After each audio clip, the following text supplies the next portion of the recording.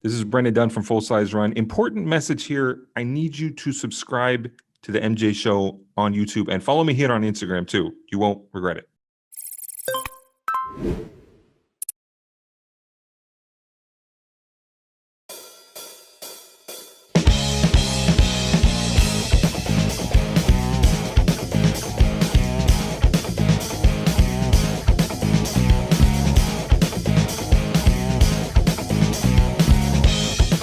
Hey guys, I'm Mihir Joshi, and welcome to another episode of the MJ Show.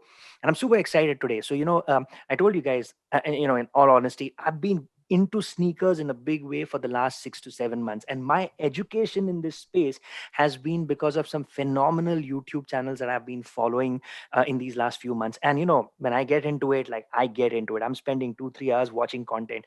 And one of those channels, you just get hooked on. You start one video and you don't know when you finished watching six, is a brilliant show called Full Size Run on a channel called Soul Collector.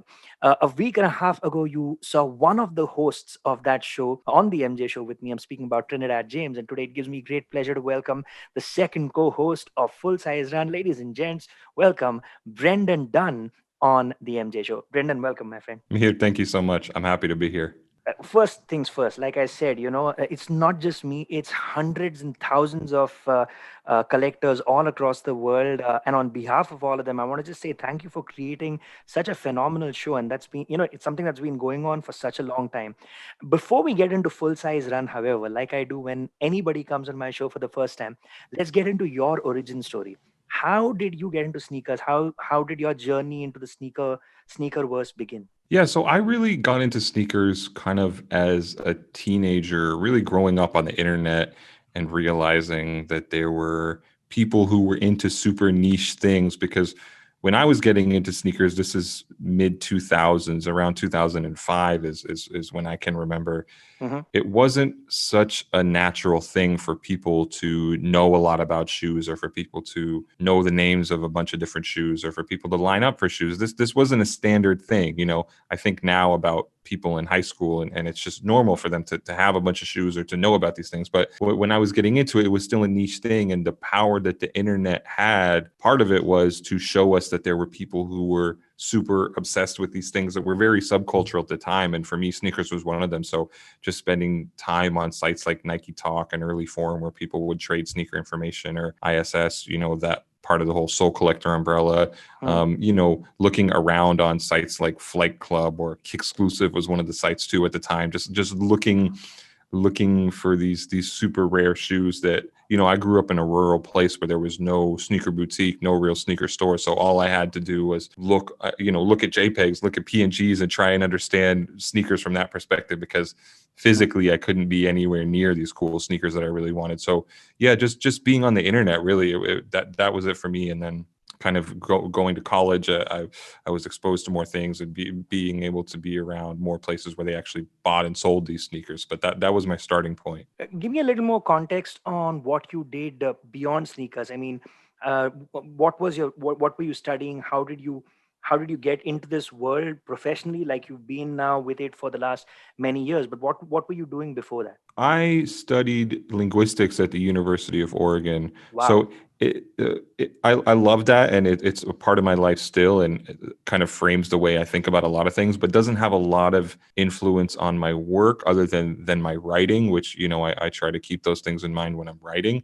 Hmm. So and it's interesting too, because I went to school at the University of Oregon, which is in Eugene, Oregon, 2 hours south from Nike's world headquarters in Beaverton, Oregon. And the University of Oregon is an important place for Nike because it's kind of where the brand started.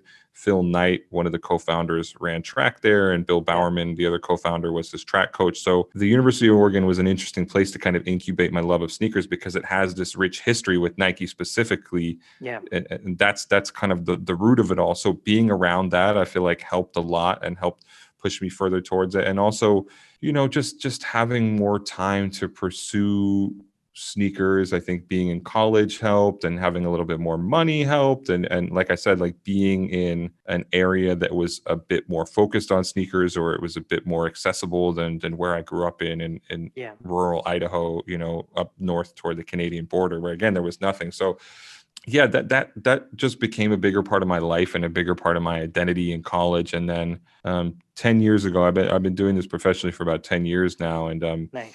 I, at the time was, as I do now, consuming all sorts of sites: Soul Collector, Complex, Kicks on Fire, Sneaker News, all of them. And the first website I ever worked for in this business was Sneaker News, Sneaker news, because yeah. they had a little banner ad looking for freelance writers, and I had submitted an application, and a month later, maybe a few weeks later, I got a reply back. And I was working remotely at the time, and they had me writing blog posts about Jordans and new releases and things like that. And I just Hmm. started to be a bigger part of the team. And this was in my junior year of college in 2011. And I was Nice. starting to take less and less classes and work more and more. And yeah, as soon as I graduated college, I was doing it full time, basically.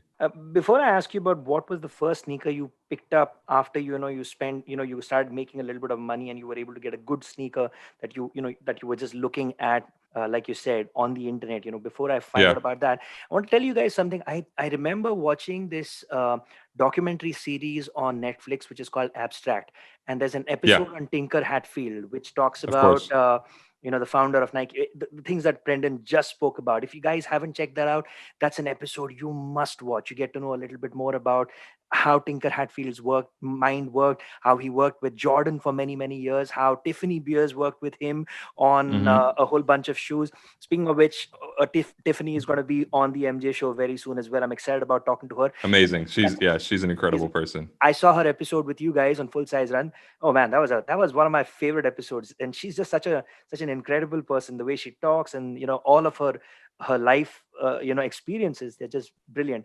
Anyhow, I digress. Let me get back to Brendan. Okay, so I was asking you, what was the first sneaker that you were able to pick up once you started earning a little bit of money? I mean, it's tough because I never really went back and spent like a lot of money on a really expensive shoe. But Hmm.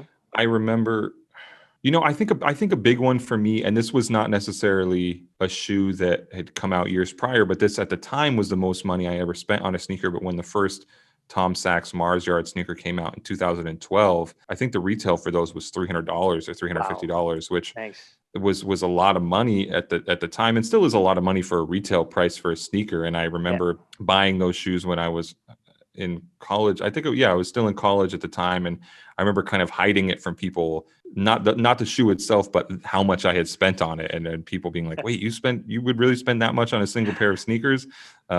And yeah, I knew I had to have the sneaker, and obviously it's paid off at this point because that particular shoe is worth $8,000, $10,000, whatever. I mean, not that I didn't buy it for that reason, because back then nobody knew that those shoes would become so hyped and coveted. But I remember that was a big moment for me of like, you know what? This is part of my life. This Yeah. is part of who I am. Like, I'm okay with spending $350 to own this thing because it's important to me. I completely get where you're coming from because see, as a fellow collector, while I may be like I told you a little while ago, I may be new to the world of sneakers. I've been collecting comic books and statues for a long time, and people, especially here in India, the comic book culture, just like the sneaker culture in India, is relatively new. Like it's not Hmm. everybody who gets that. Oh, okay, you're going to be spending, you know, 10,000 rupees, which is whatever, about $100, say, to buy Right. a comic book, and people are like, oh my god, you spent 10,000 You have rupees. to like hide it, or you have to try and explain it. It's like, do I tell this person, do I break it down for them what's really going on, or do I just let them Exactly. think I'm crazy? Exactly. But for everybody watching right now, it's just this. If you're passionate about something, don't be worried about what people are going to say. Because half of my life I heard, hey, comic books are for children, right? What are you doing Mhm. reading comic books? But hey, 95% of what you see behind me is not meant for kids under the age of, say, 13, 14, 15, who have a little bit of emotional and, mental maturity to be able to understand the stories. It's the same thing with sneakers. Don't try to explain it to your relatives and friends that, hey, I just spent Right. 30, 40,000 rupees on buying a pair of sneakers. They will not get it. Don't try to explain. Go for it. But so you got these sneakers, and you started off with sneaker news, like you said. I think very soon thereafter, I think about a year or two after that, you joined Soul Collector. Was that right? Yeah, yeah. So 2 years after that, Two yeah, years after that, yeah. I think I started at Soul Collector in 2014, in the fall of 2014, and Soul Collector is part of Complex. So yeah, I kind of was brought over to be a news writer at that time and Hmm. help just with the daily coverage of everything that was happening in sneakers. So really writing a lot of posts in a day, and seeing every single restock and every leak of a new colorway and things like that, and just trying to make sure that we had posts to account for every single thing that was happening in sneakers. For the people who don't know, including myself, how exactly is Soul Collector connected to Complex? Well, what's the relationship? Yeah. So Soul Collector started independently in the early 2000s as, a magazine, a print magazine, and then, it was also a website and a forum and all these connected things. And I think in 2011, I want to say, was when it was acquired by Complex, so purchased outright by Complex. So since then, and currently, Soul Collector is owned and operated by Complex. So as I talk to you now, I'm recording from the Complex headquarters here in New York, and we're very much a part of Complex. And, I work on Complex sneakers as well as part of the things I oversee. So there used to be more separate teams between Complex Sneakers and Soul Collector, which are both sports footwear based. But now we're very much it's all one Slack channel. It's all one group of people, and we all work toward the same goals. For people watching right now, if you're not subscribed to the Soul Collector YouTube channel, please go ahead and do that, because apart from Full Size Run, there are a lot of other fantastic shows on the channel as well. And of course, while you're at it, also subscribe to Complex, because these two, for me as a new collector, were my sort of my learning grounds. These two, maybe people like Jack Slade and Wear Testers, these are some of the channels that I used to watch to learn more about sneakers, to get into the history of the sneakers, to listen to people talk about, like Sneaker Shopping and Full Size Run are two of my absolute favorite shows, because not only do you get to know about sneakers, but you get to know about people and their stories, your favorite singers, your favorite some of you guys know. So by the way, I don't know if I told you this, but I do live commentary for WWE on Sony 10.3, and that is an Indian channel which broadcasts WWE. So I know that, say for instance, you've had Kofi Kingston on Full Size Run, of course, on Sneaker Shopping as well. So there's a huge fan base for WWE in India. And guys, if you love WWE, if you like some of these superstars, check out people like Roman Reigns, who's also been on Sneaker Shopping, Kofi Kingston, Xavier Woods, Big E, Shane McMahon. All of these guys who are huge WWE stars are also sneaker collectors. There's another little connect for you guys to look at and see, hey, not only check out what they're wearing up top, but put your eyes down to their feet. Right. They got some great kicks on. One of the fun things for me this year was I was calling day one of WrestleMania, and Kofi Kingston was wearing the band mids in his tag team match, and I had gone to my commentary wearing my band mids, which are right here. I was so happy. Like, I took a picture of me. I took a picture of, there was a picture that WWE had shared. I made like a little collage and I shared it, saying that, hey, look, I was twinning with Kofi Kingston with the shoes that he was wearing. Little joys, but yeah, it's a fun thing when you are a collector and you're a WWE fan. You'll see these kind of things happen. Brendan, getting back to you. Sorry, man. I get into these little monologues where I'm. No. I love it. I love it, because that just shows like how passionate we are about these things. Like at any given moment, you or I could talk about this thing and just go off on a 20-minute tangent because we feel that strongly about it. Yeah, man. So, Soul Collector, I've seen, I was just watching a video today where you and Matt were sitting and talking about your favorite sneakers. It's about a year old video, I think, just before season 5 was about to start, like a week before season 5 was about to start. And you guys were having hot sauce with, he was eating chicken wings and you were eating fries. Yeah. And you talked about how there were different sets that have happened for Full Size Run. There were 4 sets at that point of time, and it started off like in a small room, right? It's just you and your there was one more co-host with you, and it just began with the two of you, and then it's grown to where it's at right now, where you've had so many amazing guests on the show. Tell me about your experience of working on Full Size Run, because from starting off as a writer with, say, Sneaker News or even with Soul Collector, to now being the on-screen face known by millions of people who watch you.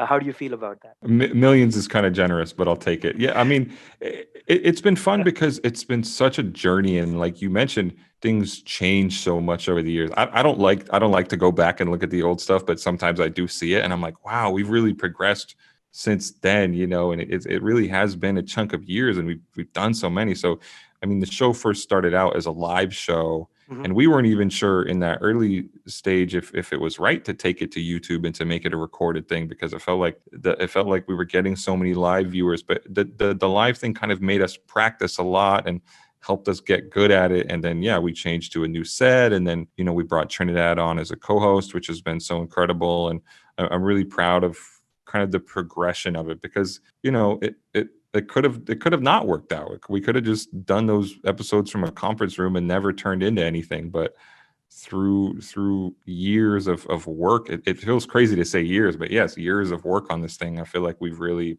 honed it and tried to perfect it. I mean, the past year has obviously thrown us off because in the time of coronavirus and social distancing, it's been really hard to make the show with the same energy, but God knows we're trying. I mean, Zoom has been the savior for all of Yeah, the kind of content creators who depend on having a conversation. When you're not just talking by yourself to a camera and you want to get people involved. I think Zoom videos and Instagram lives and things like that have really helped out in the last 1 year, and it's great to see that you guys have continued to make content even in this world where everything is so isolated. Even your sneaker battles, for instance, which you've been doing on Zoom and things like that, yeah, it's been great. I mean, and I think it's been giving people a ton of great content to keep their minds occupied, because when you're sitting at home all day long, even if you're working from right. home, it's been crazy. And I think every content creator, whether it's on social media, whether it's people who are making movies or music, I think they should feel really proud, because you've helped keep the mental sanity of so many people all across the world intact, because people would have lost their minds if they did not have something to divert their attention to. But let's talk about Full Size Run. You've had some of the most amazing guests on the show. Tell me about some people who came on. Instead of asking you to give me your top three or whatever, just talk about some people who came on who you never thought you would be able to hang out with and talk, had it not been for FSR. Yeah, I mean, there's a number of guests like that. It doesn't happen to me too often, but there's sometimes when I stop and I say, "Wow, this is crazy. I've known who this person is for so long," and they're just sitting next to me on a couch talking to me about sneakers. So, Yeah. Killer Mike was one of them because I just remember his verses on Outcast Records when I was a teenager, when I was in middle school. So to have him next to me and just having a casual conversation about sneakers. Jadakiss is another one. I was a big Oof. Jadakiss fan growing up, and I loved that episode too. And that's one of the ones where I feel like he really got what we were doing and really understood the show Mhm. and kind of this funny but deep dive into people's sneaker history. So those are a few of them. Danny Brown was a lot of fun too, because he's somebody I really respected, someone whose music I really have enjoyed. And I mean, Currency has been on the show a few times, and he's just incredible and kind of a friend of the program. And to have these conversations with these people is really special, and certainly not something I ever could have imagined 5 years ago, much less 10 years ago when I was first getting into this thing. For everyone watching right now, he's mentioned four names. I'm going to find those episodes for you guys, and they're going to be in the description below. Start off with them to begin with. If you've not seen any of the Full Size Run episodes, if you've already seen them, tell me in the comments which was your favorite episode that you saw. Who was your favorite guest on the show? I'm going to also add in Kofi Kingston, because I love the guy, and I'm going to Okay, yeah. put that in over there, because I and the one with Tiffany Beers, the two that I mentioned, and the four that he mentioned. You're going to get links of that down in the description below. Check all six of them out. What are your personal preferences when it comes to sneakers? Because now with you guys, you have access to absolutely everything in the world. So when Yeah. you look at sneakers as a collector yourself, what excites you? What makes you happy? Yeah, so one of the things that I try to do is focus on new sneakers, because so much of the sneakers that we like are retro shoes, and I get that those are important and they're classic and iconic and whatever generic adjective you want to attach to them.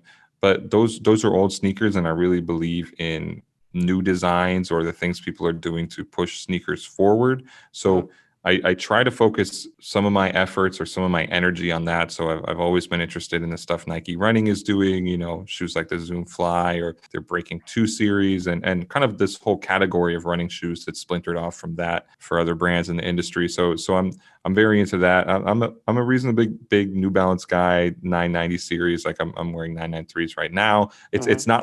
It's not like the shoe people know me for necessarily. People know me as like a Reebok person, and I do like Reeboks quite a bit, but I'm not just, I'm not married to that. I've been wearing a lot of Dunks lately, I think, as everybody, so kind of rediscovering my love for that. But yeah, I mean, I guess I like a lot of the retros that other people like, but also I really try and spend my energy and my money on new sneakers and new models as well, because I think that's an important thing. So you guys know, both of us, Brendan and I, both of us are on Instagram. I'm going to get him to give me 5 recommendations right now of new sneakers that are not retros. I'm going to find pictures of that. I'll make a little collage and I'm going to put it up on Instagram. You guys can check that out and tell me which of those sneakers excites you. And it's going to be a learning for me as well, because I may not have heard of these. Maybe some of them are not even available in India. But let's find out. So, Brendan, 5 sneakers that you want to recommend to people here in India that they should try out, which are not retros. Okay, I'll say, and there's a little bit of debate as to whether this is a sneaker or not, but I still love it, so I'm going to put it on there. Yeezy Foam Runner is such a cool shoe to me. I'm going to say the latest Nike Alpha Fly, again, like anything in that running family is so cool to me.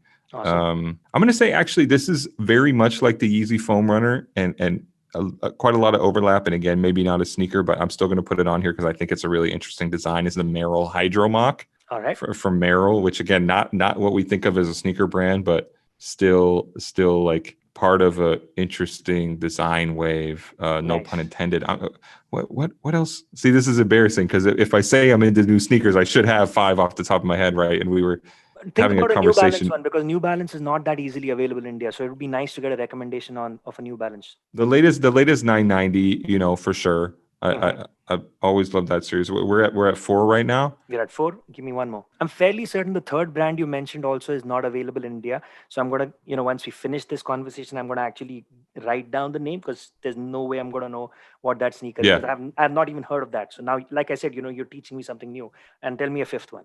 Well, everyone Trying to knows think. you love Reeboks, right? So tell us a new Reebok shoe that you loved. But see, the thing is, all the Reebok stuff I love is like retro. You know what I mean? Yeah. I mean, so this is tough. This is tougher than I thought it would be. You know what? The Nike ACG Mountain Fly. I think that's another good one, which is kind of in that same Zoom Fly running shoe type category. I like that shoe a lot. That works. So where you go? You go. Got 5. And Brendan on Instagram is at Brendan Dunne. Again, his Instagram handle will be in the description. I'm Mihir Joshi Music. Once this episode goes live, you're gonna get this picture. I'm gonna make like a graphic which has got all these shoes, and you guys can tell us which your favorite is out of the 5 of them, even if you've never tried it out, just by looking at it. I bet you get this question a lot, right? A lot of young new collectors always must be asking you, "Hey, what should I start with? What should I Right. collect?" What's your answer to that question? I mean, I think that people should spend a lot of time thinking about that and really figure out what aligns with their personal taste.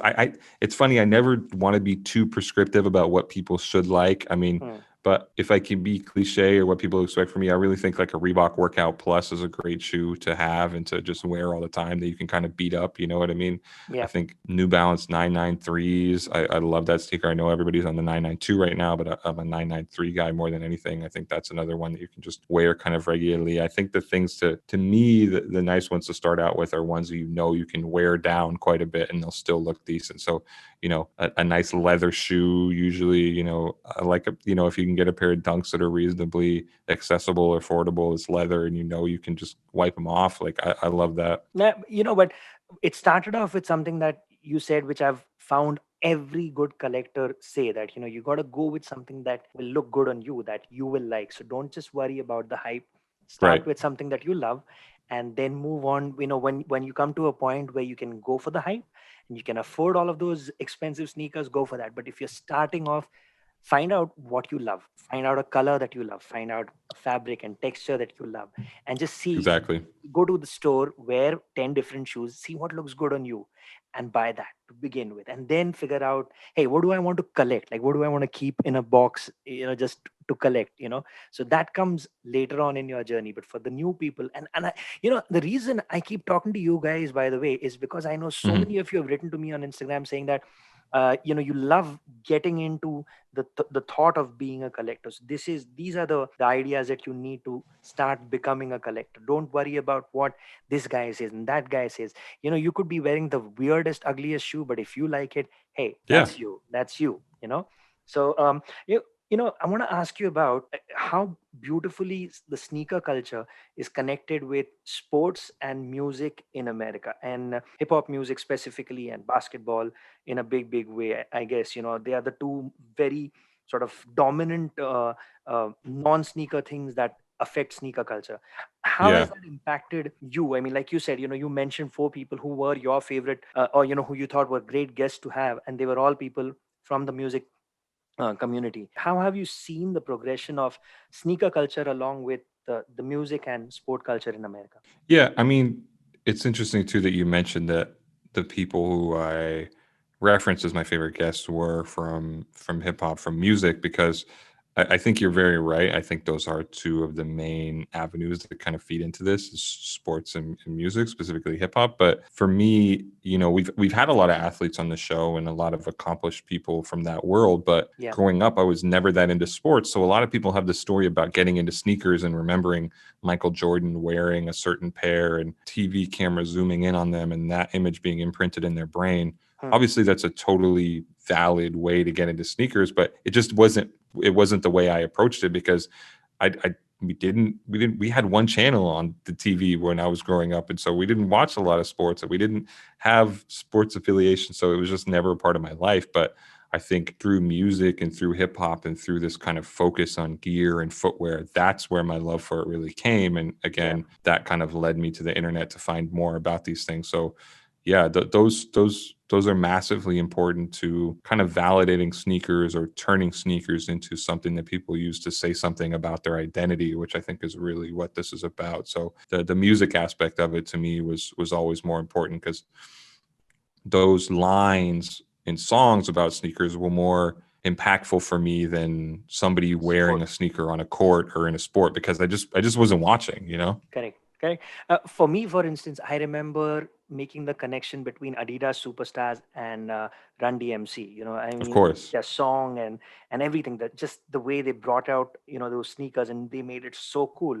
Uh, Brendan, tell me a few instances in music pop culture, which reference certain sneakers that stand out to you. I mean, I think Nelly Air Force Ones is Air a big Force one. Ones. Oh yeah. Yeah, of course. Like that discussion pops up online Oof, sometimes, and people want to argue about how much influence Nelly had on it. I think Nelly had a huge influence on the huge. popularity of that sneaker because it made it understandable to people who weren't in big cities, and Yeah. and it put it on the airwaves. I mean, Nas saying he was a Nike head on Illmatic was always huge. I mean, even like Dizzy Rascal to me rapping about Air Force Ones was so cool, and there's all these moments where, to me, that kind of music, I was into that before I was ever into sneakers. So Yeah. there's a lot of lines or references that I have in my memory that I didn't really understand them until years later when I learned more about sneakers and I learned the importance of certain things and realizing that this was a reference to this shoe or this meant Yeah. something else because of the cultural weight of the sneaker attached. Absolutely.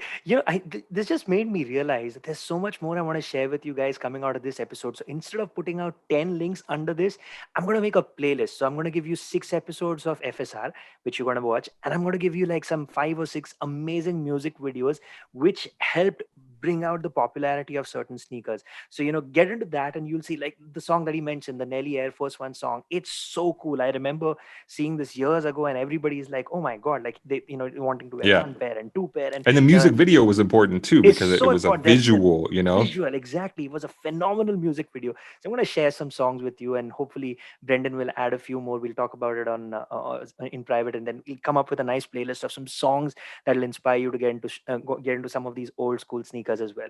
But listen, Brendan, I'm really glad we could talk today. I'm glad we could spend this time. For people watching in India, I don't know if you realize this, but there's a huge audience now, and I think in the last few years, which has really grown.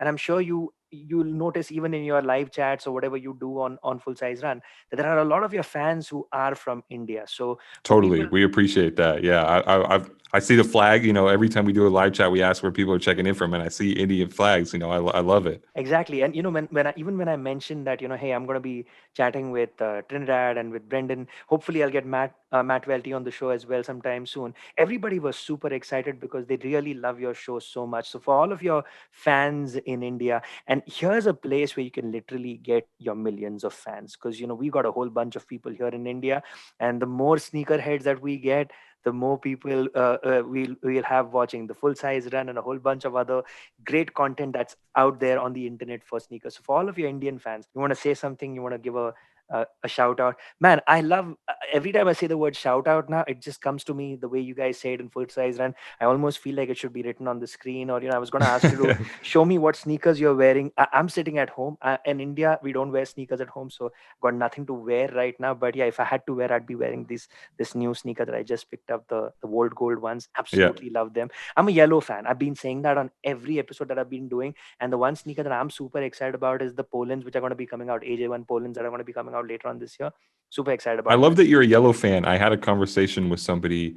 So the guys at Carpet Company, which is a DC based skate brand that made a pair of Dunks, and they were talking about the part of their shoe is yellow. And when they made that sneaker, the people at Nike were like, "Yellow sneakers don't sell." So Yeah. if you think about it, there's not a lot of yellow sneakers out there, especially in Yeah. this collectible world. And I guess Correct. part of it is because people aren't that willing to buy yellow sneakers. So I'm glad to hear you have this different taste, because that's quite unique. Hey, for all of you yellow sneakers fans out there, drop a message in the comments below saying, I love yellow. Let's just show Nike how many people love yellow. I can't be the only one. I really cannot be the only one who loves yellow. But tell me, for all of your fans in India, just a message to everybody. Yeah, I mean, first of all, I appreciate you. We couldn't do this thing without you. To everybody in India, I hope to be out there sometime. I would love to do an event, an in-store or something. We got to do a world tour or something like that, because one of the most interesting things in footwear to me is going to different places around the world and seeing how people's tastes differ.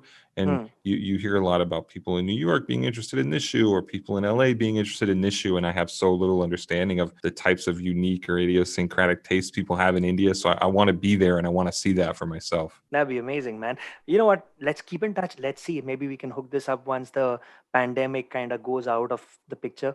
Hopefully, things are good for you out there. I mean, you're in New York right now, right? And New York Yeah, was yeah. So I'm based in New hit York quite and I'm here bad. at the complex office right now, and things are getting kind of normal. Kind of getting normal. We are on the path there, but we are not close at all. There's a ton of people out here who are suffering from COVID. So for everybody sitting at home, please take care of yourselves, take care of your family, stay at home unless you absolutely have to get out, and get vaccinated as soon as possible. That is super Definitely. important, guys. But for today, Brendan, thank you so much for being here with me, man. And let's stay in touch. As I always say, this is a space that we need to keep reconnecting on. There's so much more that's happening in your side of the world, and I'd love for you to, like you said, come down to India, and hopefully we'll make that happen sometime soon as well. But for today, thank you so much for coming on and chatting with me. Absolutely. Thank you, Mihir. Thank you to everybody out in India. And that's pretty much all the time we have for now. That is Brendan Dunne. If you've not subscribed to Soul Collector, do that now. Follow him on Instagram. Everything's down here in the description below. My name's Mihir Joshi. Follow me on Instagram. Subscribe to the MJ Show. Hey, hit the bell icon on both of our channels. I don't generally say this, but this is important. Hit that bell icon so that when we put out new content, you get a notification. And out of the hundreds of channels that you're subscribed to, you'll get your ass on the computer and you'll watch our videos when we put them out. But for today, that's pretty much all the time we have. Brendan, my name's Mihir Joshi. See you. This is the MJ Show. Hey, I'm Mihir Joshi, and I hope you enjoyed that video. If you did, make sure you subscribe to the channel and hit that bell icon so that you get a notification every time a new video goes up. Hit the like button as well. Leave a comment here for my guests and for me, and share it with absolutely everybody. We will really appreciate it. Make it happen.